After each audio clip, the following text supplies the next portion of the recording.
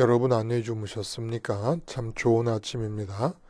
2019년 1월 3일 목요일 말씀으로 드리는 오늘의 번째 함께합니다.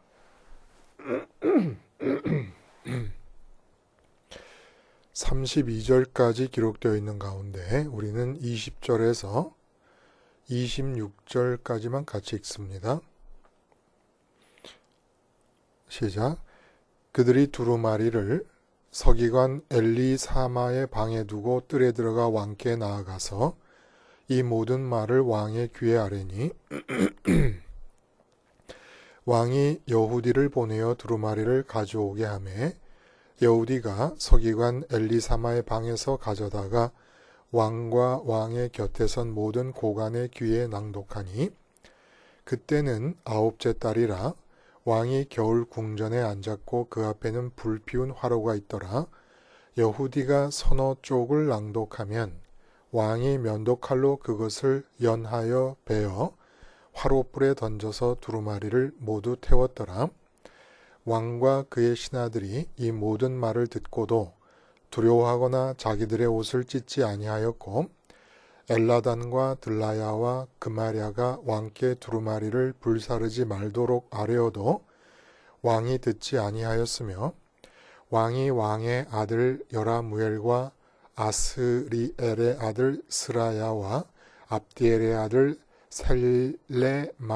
셀레미야에게 명령하여 서기관 바룩과 선지자 예레미야를 잡으라 하였으나 여호와께서 그들을 숨기셨더라.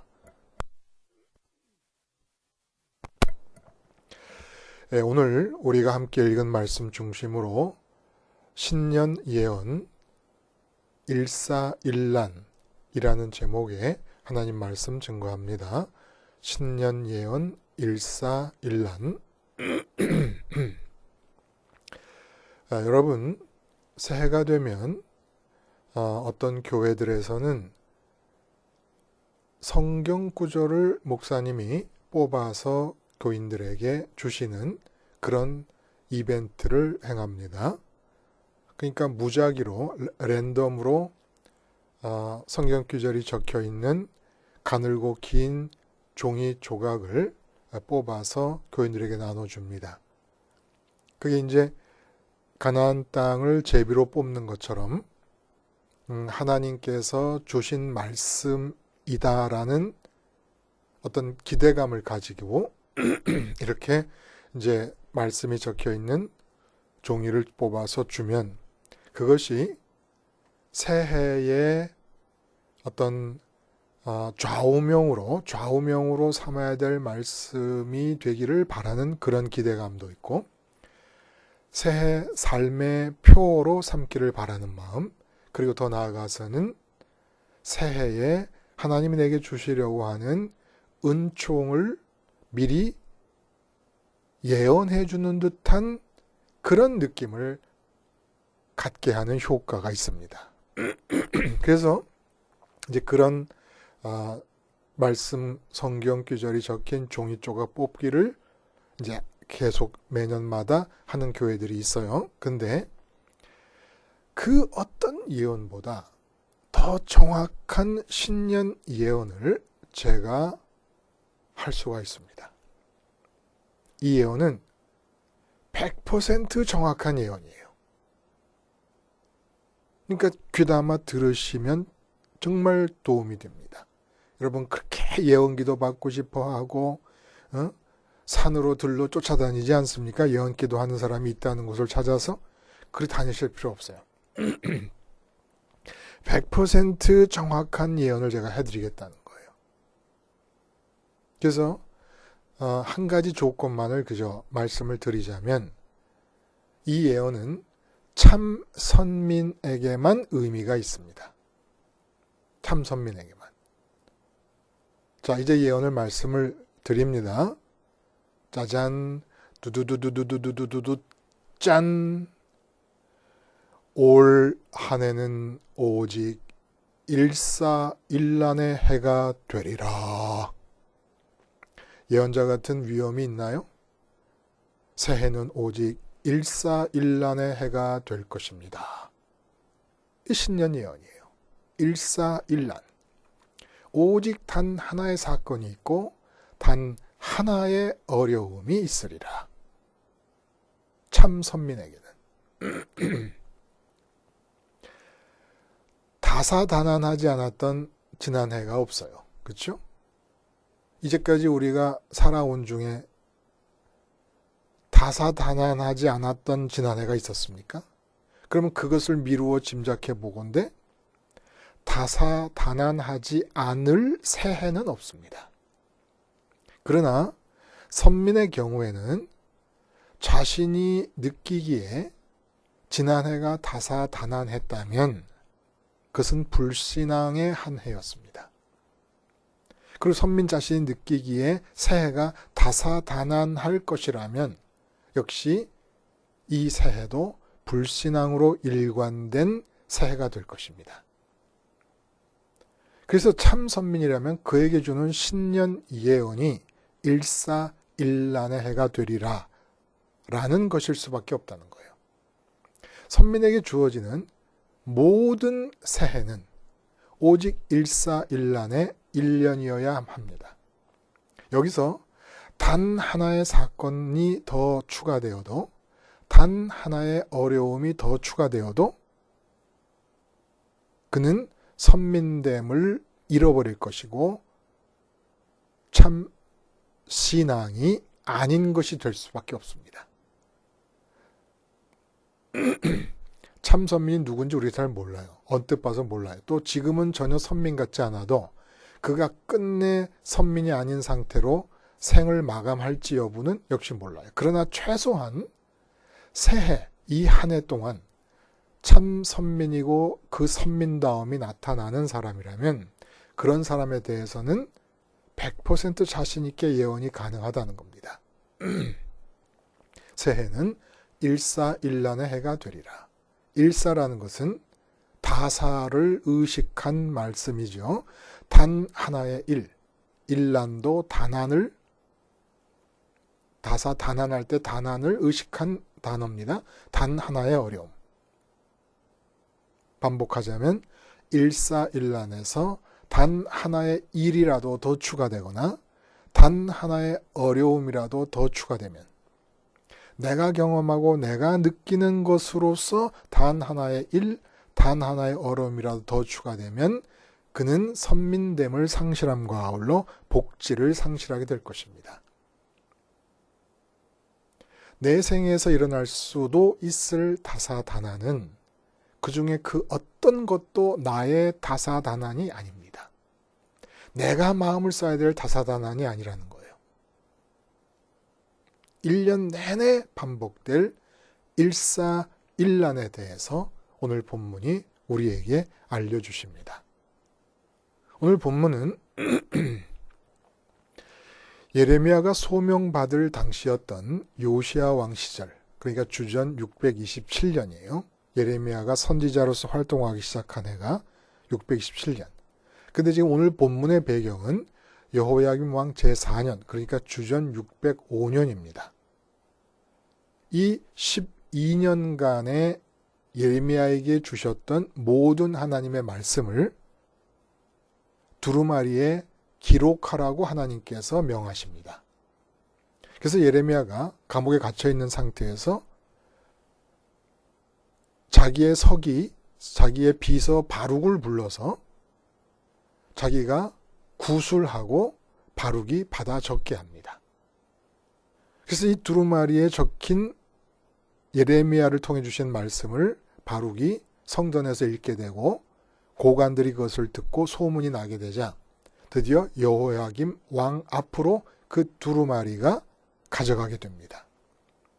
그래서 왕 앞에서 그 두루마리가 읽혀질 때에 왕이 어느 일정 부분 두루마리를 읽으면 그 두루마리를 자기가 받아서 칼로 다 조각조각 내가지고, 그때가 9월달이었다 그러는데, 이스라엘 원력으로 9월달이었다 그러는데, 그 추위를 피하기 위해 왕궁에 피워두었던 화롯불에 던져서 다 불태워버립니다. 이 사건을 통해서 전달해 주시려는 말씀이 뭡니까? 역시 유다가 선민임에도 불구하고 복지를 상실하게 되는 이유를 말씀해 주고 계시는 거예요. 왜 복된 삶, 항상 기뻐하고 쉬지 않고 기도하고 범사에 감사하는 즐거움과 평강으로 가득 찬 삶을 살 수가 없고 그런 삶을 빼앗길 수밖에 없느냐라는 이유, 바로 말씀에 대한 태도에 문제가 있다는 겁니다. 그래서 첫 번째 이유가 뭐였죠? 하나님처럼 되려는 기질이 있어요. 근데 그 기질이 어떻게 나타난다고요? 기준을 갖습니다. 기준을 가지면서 자기 삶에 대해서 주인이 되려고 해요. 기준을 적용합니다. 이것이 복지를 잃는 첫 번째 이유라 그랬어요. 두 번째 이유는 레갑 자손을 통해서 들려주신 것은, 레갑 자손은 그렇게 할 수밖에 없게끔 조건을 만들었어요. 어떻게 할 수밖에 없게끔? 하나님을 추구하고 하나님을 많이 가지고 하나님을 먹고 하나님을 더 친하게 될 수밖에 없는 상황으로 삶의 조건을 만들어 놓고 살았습니다. 그러니까 복지를 잃어버린다는 것은 하나님 부자가 되기를 추구하지 않을 때 복지를 잃어버린다. 이게 두 번째 이유였어요. 근데 오늘 세 번째 이유는 하나님 말씀에 대한 태도입니다. 여호야김 왕이 그 예레미야를 통해 주신 하나님의 말씀의 기록물인 두루마리를 조각조각 찢어서 화롯불에 다 태워버리지 않습니까? 이것을 통해서 말씀에 대한 태도가 잘못되면 복지를 잃어버린다. 그리고 사실은 첫 번째, 두 번째 복지를 잃어버린 이유들이 이 세 번째 말씀에 대한 태도가 바를 경우에 다 극복될 수 있습니다. 그러니까 이 세 번째 말씀에 대한 태도가 사실은 복지를 잃어버리지 않을 수 있는 가장 중요한 포인트이고 복지를 잃어버릴 수밖에 없는 가장 치명적인 포인트가 된다는 거예요.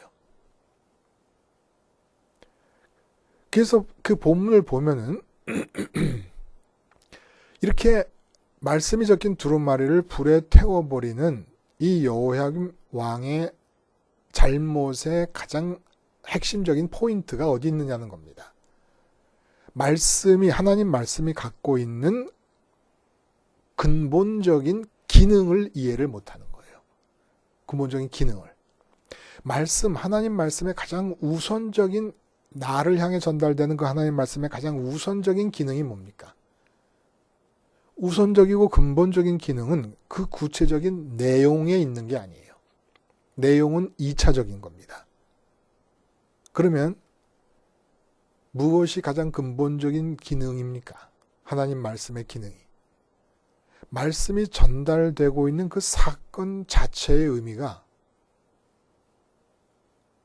하나님이 인격적으로 지금 여기서 내 앞에 살아계신다는 증거라는 거예요.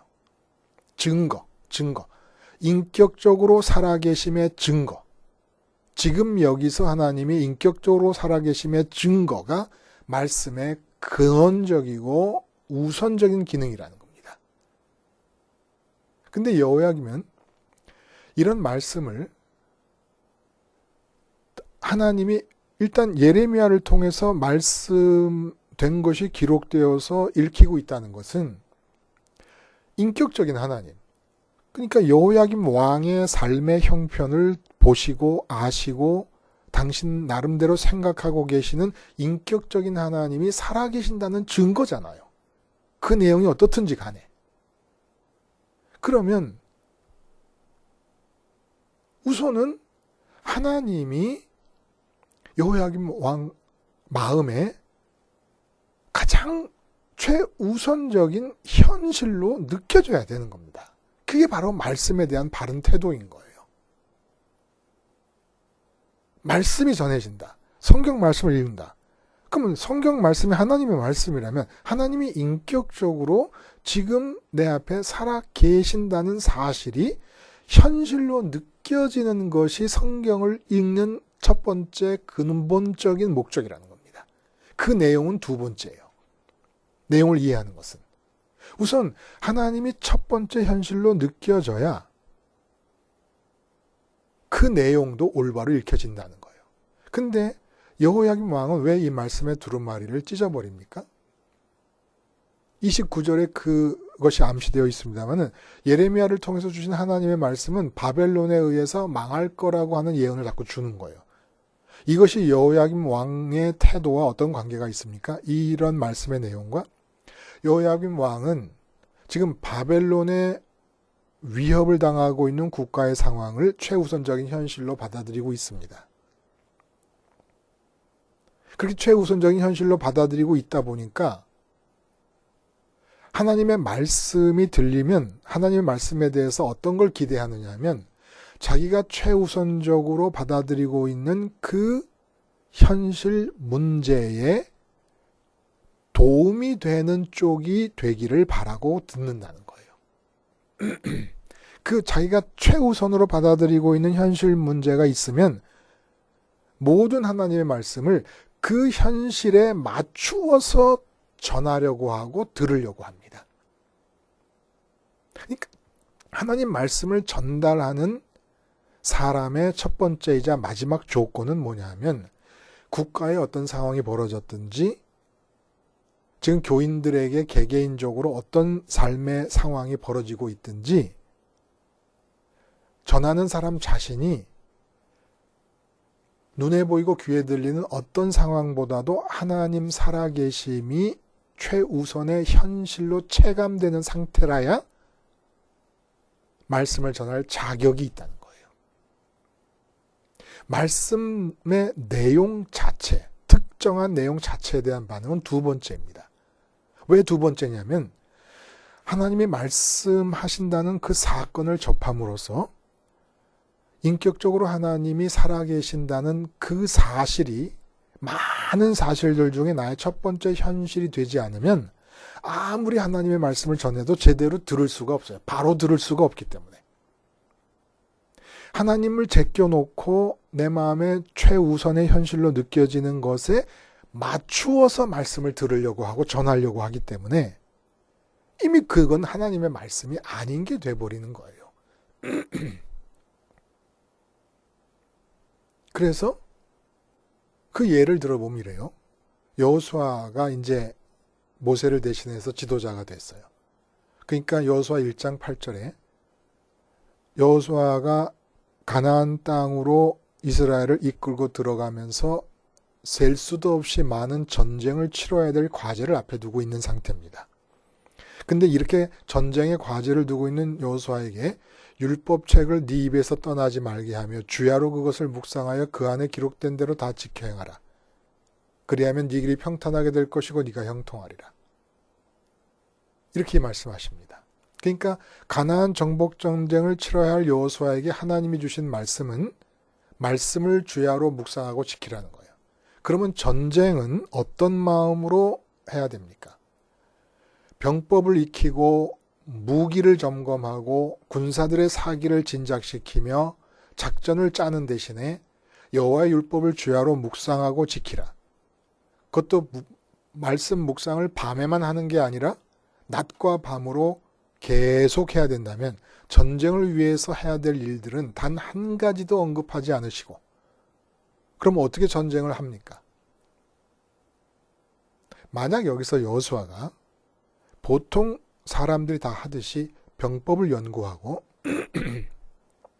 그 병법에 근거해서 전쟁 수행을 위한 작전을 짜고 무기를 점검하고 군사들의 사기를 진작하는 일에 온 힘을 기울였다면 여호수아의 마음에서 첫 번째 현실은 전쟁이고 싸워야 할 가나안 족속들이 됩니다.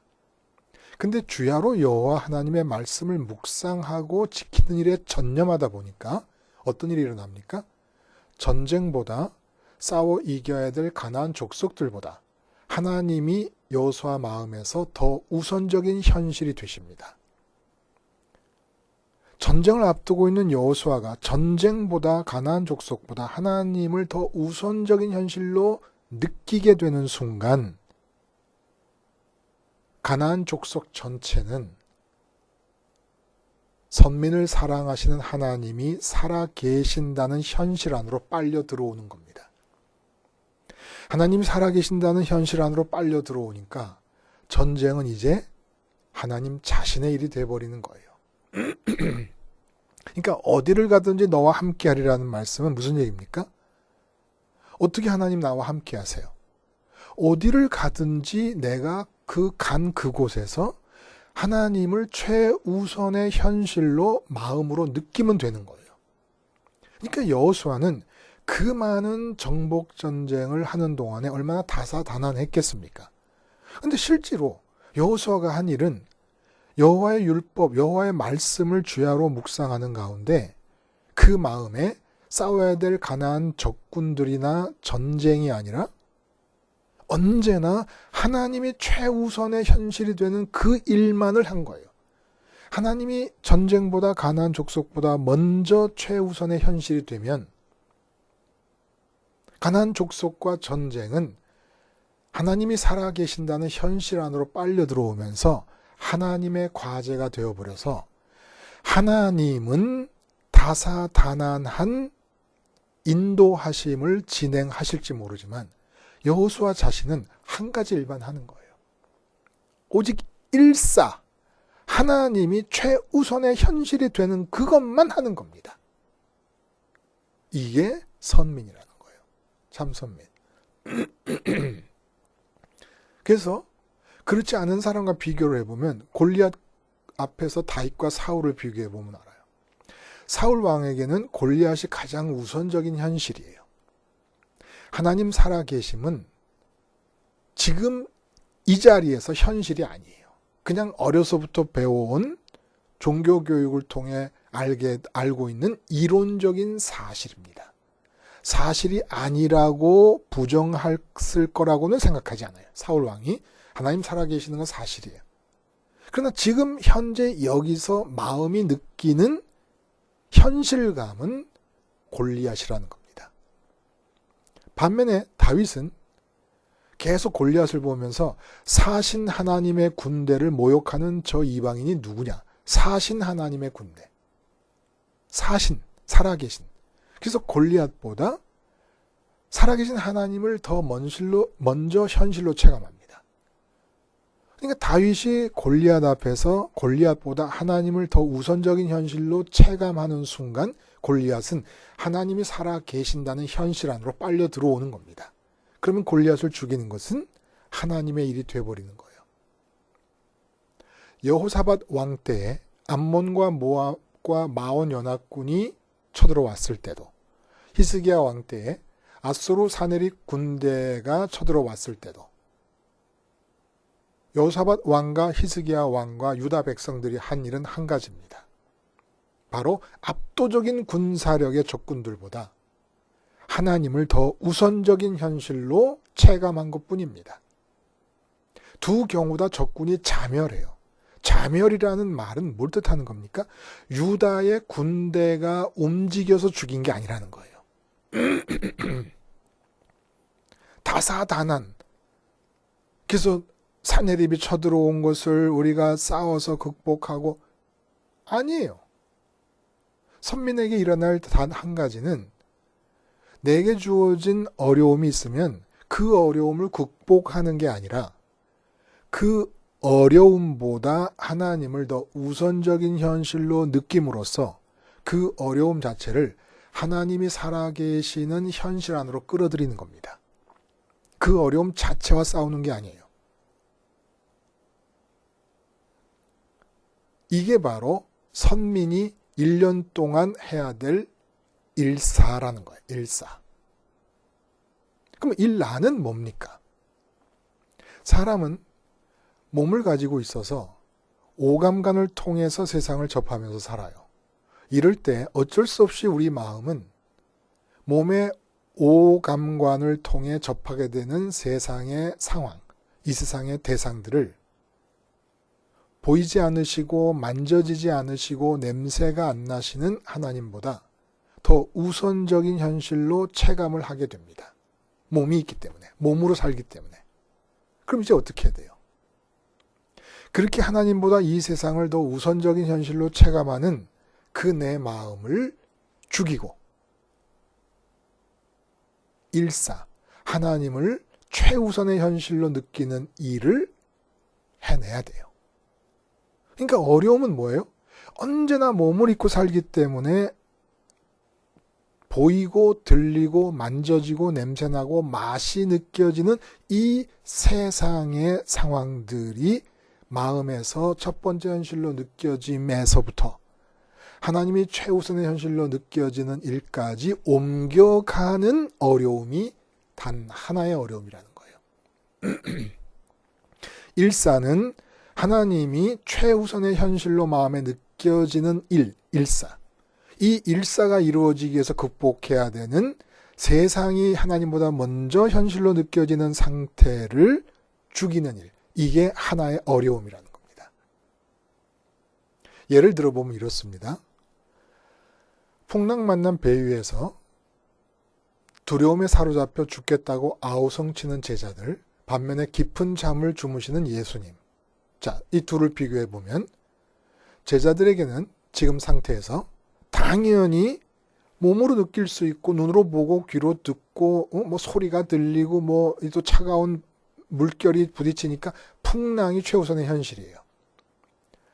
예수님에게는 이 풍랑이 일어나고 있음에도 불구하고 하나님 아버지께서 그 현장에서도 살아계심과 예수님을 사랑하심이 최우선의 현실입니다. 그럼 이제 제자들의 과제는 뭡니까? 풍랑을 극복하는 게 아니에요. 풍랑을 현실로 체감하는 마음을 죽이는 것입니다. 풍랑을 최우선의 현실로 체감하는 상태에서 풍랑과 싸우는 것이 예수님이 전하시는 복음의 가르침이 아니라는 거예요. 복음이 가르치고 우리에게 주시려는 것은 바로 예수님의 현실감입니다. 예수님의 현실감. 문제의 극복이 아니에요. 그 문제보다 하나님을 우선적으로 현실로 느끼는 예수님의 현실감을 복음은 주려고 하는 거예요. 살아계시고 사랑하시고 알고 계신 하나님 아버지가 거센 풍랑보다 더 우선적인 현실로 느껴지는 자리로 가게 하는 것. 이게 바로 십자가 복음이라는 거예요. 그래서 이 일이 제자들과 모든 믿는 사람들에게 가능하게 하시려고 예수님이 십자가를 지시는 겁니다. 어떤 일이? 몸으로 살기 때문에 몸으로 느껴지는 풍랑이, 오감간으로 느껴지는 풍랑이 최우선의 현실이 돼요. 근데 이 상태에서 풍랑 속에서 예수님이 하나님 아버지가 최우선의 현실이라서 그렇게 편안한 평강 가운데 잠을 주무셨던 그 상태로 옮겨가야 되는 거예요. 이 사건을, 이 일을 위해서 단 하나의 어려움만을 반복해 나가면 된다는 거예요. 십자가에서 하나님보다 오감간으로 붙잡히지 않는 하나님보다 오감간으로 붙잡히는 세상을 더 우선적인 현실로 느끼는 나를 죽여가는 이 어려움. 그러나 고통도 없는 어려움에 고통은 예수님이 다 뽑아서 당신이 당하셨어요. 그러니까 이제 우리의 어려움은 고통 없는 무고통, 무통의 어려움이에요. 요 하나의 어려움이에요. 그래서 오늘 여호야김 왕의 태도를 보면 아까도 말씀을 드렸습니다만은 바벨론의 위협을 하나님이 내 앞에 살아계심보다 더 우선적인 현실로 체감하는 상태에서는 또 풍랑 만난 배 위에서 풍랑을 하나님보다 더 우선적인 현실로 느끼고 있는 제자들의 상태에서는 믿음이 성립하지를 않습니다. 그 상태를 유지하고 있는 동안에. 그래서 예수님을 깨우잖아요. 풍랑이 최우선의 현실인 상태에서 예수님을 깨워요. 예수님을 부른 거고 여호야김 왕 같은 경우는 바벨론의 위협을 최우선의 현실로 느끼면서 하나님께 기대를 거는 거예요. 하나님을 찾는 거예요. 이렇게 세상 일을 최우선 현실로 느끼면서 하나님을 찾을 때 예수님이 뭐라 그럽니까? 믿음이 없는 자들아. 우리는 이렇게 생각해요. 돈 문제가 발생했다. 그러면 돈 문제가 최우선의 현실이 돼버렸어요. 그리고 목사님 말씀을 전할 때 돈 문제 때문에 고생하는 사람들을 고려해서 말씀을 준비해서 전합니다. 다 아멘으로 받아들여요. 그리고선 돈 문제가 하나님에 의해서 해결될 거야. 목사님의 말씀에 아멘 아멘 하면서 반응을 했던 것처럼 해결될 거야. 이걸 믿음이라고 생각하는 거예요. 풍랑이 첫 번째 현실로 받아들여짐은 예수님을 깨우고 예수님께 와도 예수님의 이름을 불러도 그건 믿음이 아니다라는 게 예수님의 나무람이셨습니다. 믿음이 없는 자들아. 예수님을 불렀는데 왜 믿음이 없어요? 주 이름을 부르면 구원을 얻는다 그랬는데 예수님을 깨웠는데 왜 믿음이 없어요? 당사자인 예수님이 믿음이 없는 거라는 거예요. 믿음은 어디서 결정되는 겁니까? 현실감에서 결정되는 거예요. 현실감에서. 현실감이 믿음입니다. 하나님이 최우선의 현실로 느껴지는 게 믿음이라는 거예요. 근데 우리가 늘 이 세상의 문제가 몸으로 부딪히고 있는 문제들이 최우선 현실로 느껴지고 있어요. 그럼 어떻게 해야 믿음입니까? 그것이 십자가에서 죽어야 됨을 아는 것이 믿음이라는 거예요. 그래서 건강 문제?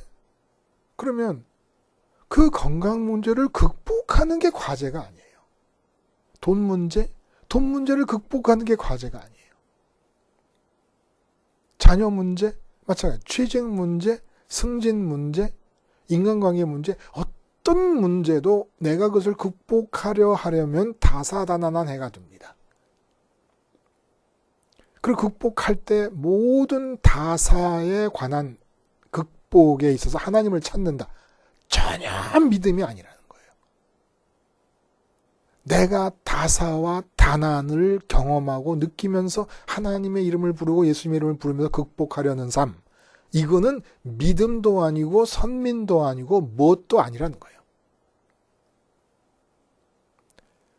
다사가 주어지고 다난이 도전해 와도 내가 할 수 있는 것은 일사일란이라는 겁니다. 건강 문제건 자녀 문제건 돈 문제건 취직 문제건 승진 문제건 인간관계 문제건 나라 문제건 무슨 교회 문제건 가정 문제건 어떤 문제가 있더라도 나는 그 문제의 현실 속에서 문제의 상황 속에서 하나님이 살아 계신다는 사실을 최우선의 현실로 받아들이는 일만 하면 되는 거예요. 그러면 하나님이 살아 계심의 현실 속으로 모든 문제가 빨려 들어오면서 하나님의 일이 되어버립니다. 그러니까 하나님은 나의 일년을 이끌어 가시는 동안에 다사한 일년을 이끌어 가실 것이에요. 그러나 나는 한 가지 일만 하는 거예요. 하나님의 최우선의 현실이 되는 거예요. 근데 그렇게 되려니까 단 하나의 어려움을 반복하지 않으면 안 돼요. 뭐요? 세상이 몸으로 살고 있기 때문에 우선적인 현실로 느껴지는 나를 십자가에서 계속 죽여가는 그 어려움. 세상이 최우선 현실인 상태에서 살아계신 하나님이 최우선 현실인 상태로 옮겨가는 어려움. 이거 하나를 십자가를 붙잡고 해나가면 된다는 겁니다. 말씀에 대해 보이는 여호야김 왕의 태도를 통해서 바로 일사일란의 선민의 삶을 오늘 우리에게 보여주시는 겁니다. 여러분, 살짝 이 한 해를 맞이하면서 느껴지는 마음에 좀 자신감이 생기지 않습니까?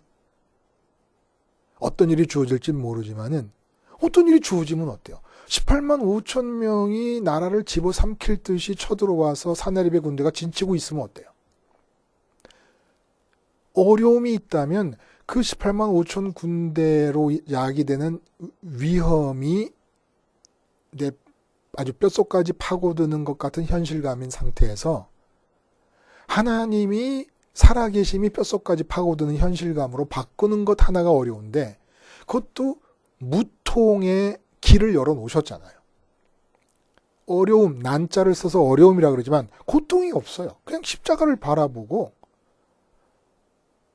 세상 현실이 최우선인 상태에서 하나님이 최우선인 현실로 바뀌도록 붙잡고 기도하고 기다리면 되는 거예요. 아니 이걸 못해요? 그러면 이 세상에 내 삶에서 일어나는 다사다난한 모든 문제들이 다 하나님의 살아계신다는 현실 속으로 빨려 들어온 하나님의 일이 돼버리는 겁니다. 살짝 자신감이 생기지 않습니까, 여러분? 일사일란. 일난도 무통의 일난, 무통의 어려움. 십자가 붙잡고 하나님이 최우선의 현실이 될 때까지 기도하고 기다리고 그리고 삶으로 나가는 거예요. 그러면 이미 하나님 살아계심의 현실 속으로 빨려 들어온 일들이라서 하나님이 하시거나 하나님이 나를 장갑으로 끼시고 하시거나 살아볼만 해요. 응? 다사다난 절대로 안 돼요. 이난도 안 돼요. 그건 불신앙입니다. 오직 한 가지 일. 하나님이 내가 처한 어떤 세상의 상황보다 최우선의 현실이 되는 일만 하면 돼요. 근데 그렇게 되려니까 십자가에서 몸 때문에 어쩔 수 없이 최우선의 현실로 느껴지고 있는 이 세상에 대한 나의 마음, 그 십자가에서 죽는 한 가지 어려움을 반복하기만 하면 돼요. 그리고 저는 이 일사일난을 계속 반복할 거예요. 계속 1년 내내. 1년 내내 하나님을 최우선적인 현실로 받아들이도록 하시기 위해서 나 자신이 그렇게 하나님을 최우선의 현실로 느끼면서 말씀을 준비하고 전해서 여러분도 그렇게 되기를 바라고, 그래서 십자가 사건이 날마다 여러분의 사건이 되도록 말씀을 전할 겁니다. 다 됐죠? 뭐가 다 돼? 이 삶을 복지로 살기 위한 준비가 다 됐죠. 우리 한번 정말 신나게 2019년은 복지로 살아봅시다. 일사일난의 해. 저의 신년 예언 100% 맞아 들어갈 것입니다. 올 한 해는 일사일난의 해가 되리라. 기도하시겠습니다. 하나님 아버지, 다사다난해 보일 것입니다. 그러나 내 속에서는 오직 일사일난의 해가 되도록 은총 내려 주시옵소서. 예수님의 이름으로 기도드리옵나이다. 아멘.